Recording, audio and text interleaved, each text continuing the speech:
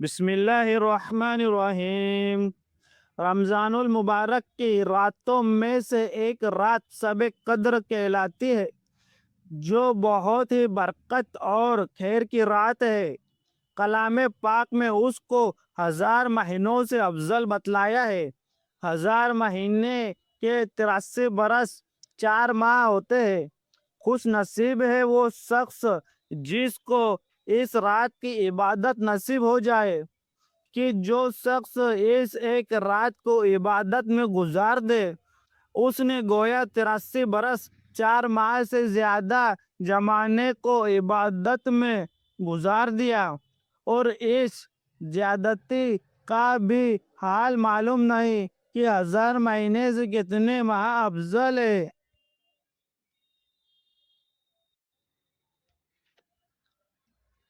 اللہ جل شانہ کا حقیقتاً بہت ہی بڑا انعام ہے کہ قدر دانوں کے لیے یہ ایک بے نہایت نعمت مرحمت فرمائی۔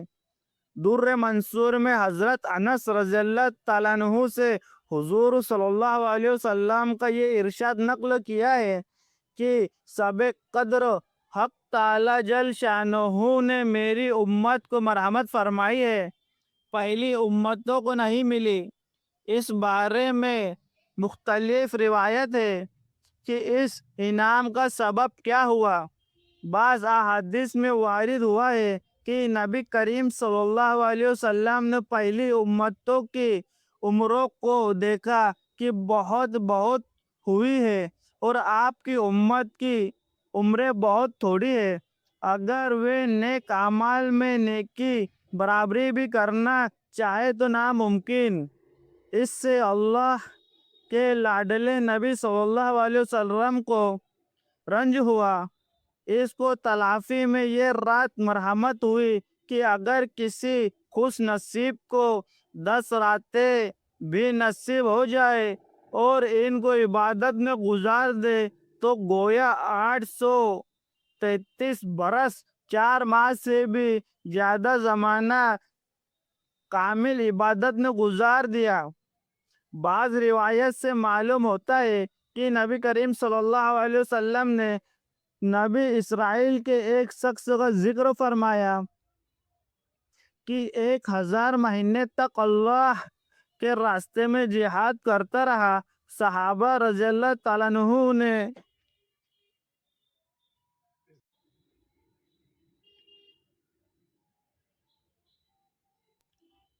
کو اس پر شک آیا تو اللہ جل جلالہ و امن انوالہ نے اس کی تلافی کے لیے اس رات کا نزول فرمایا۔ ایک روایت میں ہے کہ نبی کریم صلی اللہ علیہ وسلم نے بنی اسرائیل کے 4 حضرات کا ذکر فرمایا: حضرت ایوب علیہ السلام، حضرت زکریا علیہ السلام، حضرت حزقیل علیہ السلام، حضرت یوسف علیہ السلام کی 80 برس تک اللہ کی عبادت میں مشغول رہے، اور پلک جھپکنے کے برابر بھی اللہ کی نافرمانی نہیں کی۔ اس پر صحابہ کرام رضی اللہ عنہم کو حیرت ہوئی، تو حضرت جبریل علیہ السلام حاضرے کے خدمت ہوئے اور سورۃ القدر سنائی۔ اس کے علاوہ اور بھی روایت ہے۔ اس قسم کے اختلاف روایت کی اکثر وجہ یہ ہوتی ہے کہ ایک ہی زمانے میں جب مختلف واقعات کے بعد کوئی آیت نازل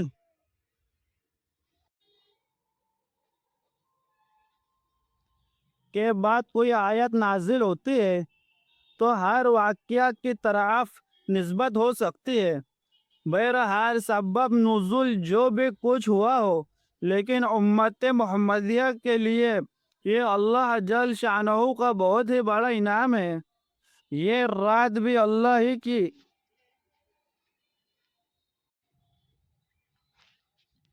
ہے، اور اس میں عمل بھی اس کی توفیق سے میسر ہوتا ہے، ورنہ تہی دستان قسمت راچہ سود آج رہے برے کامل کہ کھر جو جا آبے و تشنامی عرت سکندر را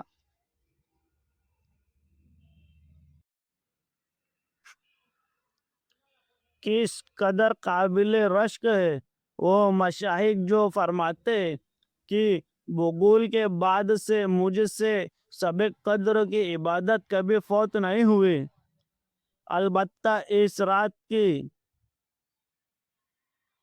تعین میں علماء امت کے درمیان میں بہت ہی کچھ اختلاف ہے۔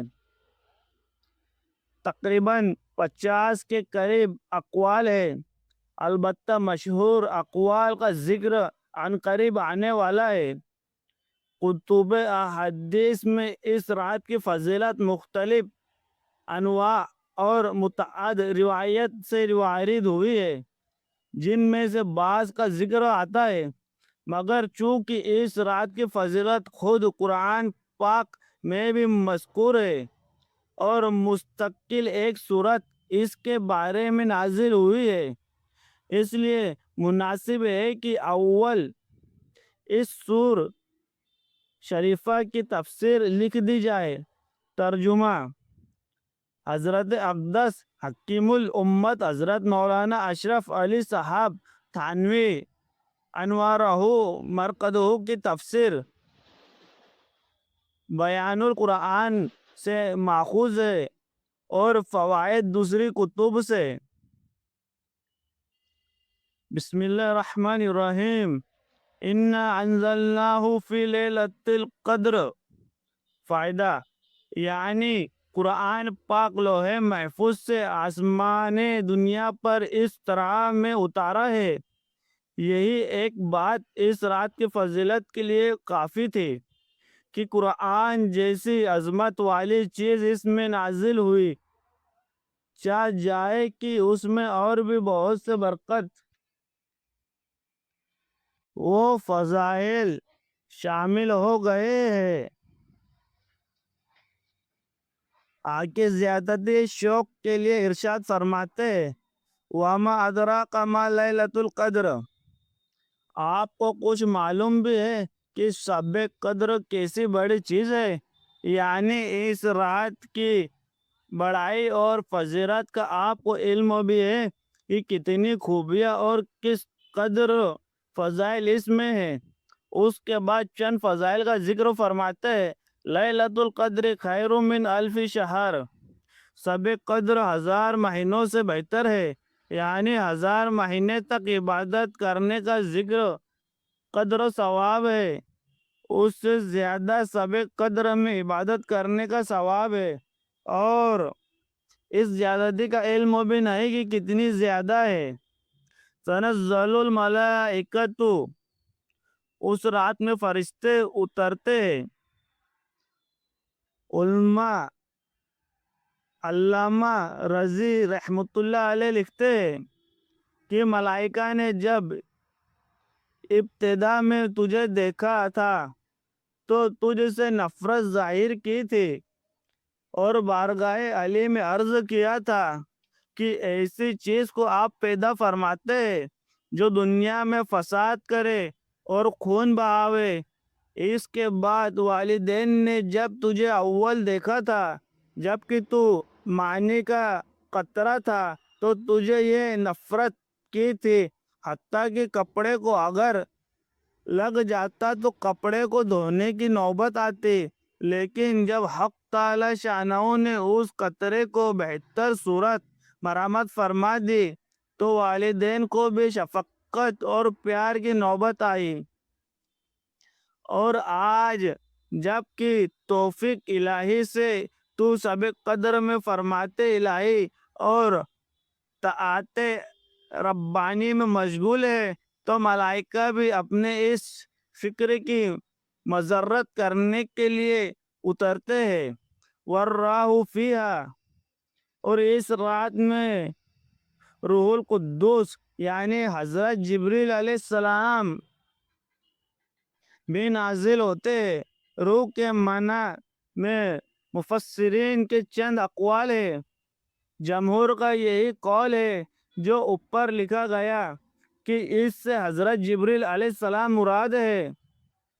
علامہ رضی رحمۃ اللہ علیہ نے لکھا ہے کہ یہ قول زیادہ صحیح ہے، اور حضرت جبریل علیہ السلام کو افضلیت کی وجہ سے ملائکہ کے ذکر کے بعد خاص طور سے ان کا ذکر فرمایا۔ بعض کا قول ہے کہ روح سے مراد ایک بہت بڑا فرشتہ ہے کہ تمام آسمان و زمین اس کے سامنے ایک لقمے کے باقدر ہے۔ بعضوں کا قول ہے کہ اس سے مراد فرشتوں کی ایک مخصوص جماعت ہے جو اور فرشتوں کو بھی صرف لیلۃ القدر ہی میں نظر آتے ہیں۔ چوتھا قول یہ ہے کہ یہ اللہ کی کوئی مخصوص مخلوق ہے جو کھاتے پیتے ہیں، مگر نہ فرشتے ہیں نہ انسان۔ پانچواں یہ ہے کہ حضرت عیسیٰ علیہ السلام مراد ہے جو امت محمدیہ کے کارنامے دیکھنے کے لیے ملائکہ کے ساتھ اترتے ہیں۔ چھٹا قول یہ ہے کہ یہ اللہ تعالیٰ کی خاص رحمت ہے،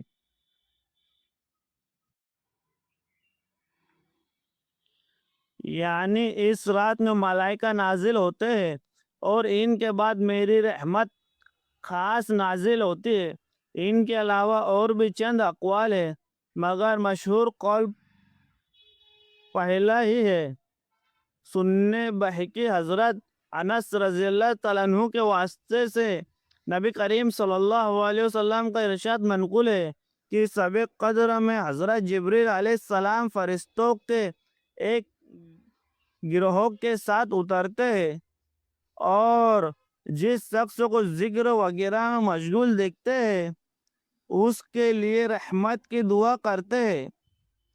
بِإِذْنِ رَبِّ مِنْ كُلِّ امر، اپنے پروردگار کے حکم سے ہر امر خیر کو لے کر زمین کی طرف اترتے ہیں۔ مظاہر حق میں لکھا ہے کہ اس رات میں ملائکہ کی پیدائش ہوئی، اور اسی رات میں آدم علیہ السلام کا مادہ جمع ہونا شروع ہوا۔ اسی رات میں جنت میں درخت لگائے گئے، اور دعا وغیرہ کا قبول ہونا تو کثرت روایت میں وارد ہے۔ درود منصور کی ایک روایت میں ہے کہ اسی رات میں حضرت عیسیٰ علیہ السلام آسمان پر اٹھائے گئے، اور اسی رات میں بنی اسرائیل کی توبہ قبول ہوئی۔ سلامن، وہ رات سراپا سلام ہے، یعنی تمام رات ملائکہ کی طرف سے مومنین پر سلام ہوتا رہتا ہے کہ ایک فوج آتی ہے دوسری جاتی ہے، جیسا کہ بعض روایت میں اس کی تفسیر ہے۔ یہ مراد ہے کہ یہ رات سراپا سلامتی ہے، سورج نکلنے تک وہ سفید وغیرہ سے امن ہے۔ ہی حتی مطلع الفجر، وہ رات ان ہی برکت کے ساتھ تمام رات طلوع فجر تک رہتی ہے۔ یہ نہیں کہ رات کے کسی خاص حصے میں یہ برکت ہو اور کسی میں نہ ہو، بلکہ صبح ہونے تک ان برکت کا ظہور رہتا ہے۔ اس سورۃ شریفہ کے ذکر کے بعد کہ خود اللہ جل جلالہ کے کلام پاک میں اس رات کو کئی نوع کی فضیلت ارشاد فرمائی گئی ہے، احادیث کے ذکر کی ضرورت نہیں رہتی، لیکن احادیث میں بھی اس کی فضیلت بکثرت وارد ہوئی ہے۔ ان میں سے چند احادیث ذکر کی جاتی ہے۔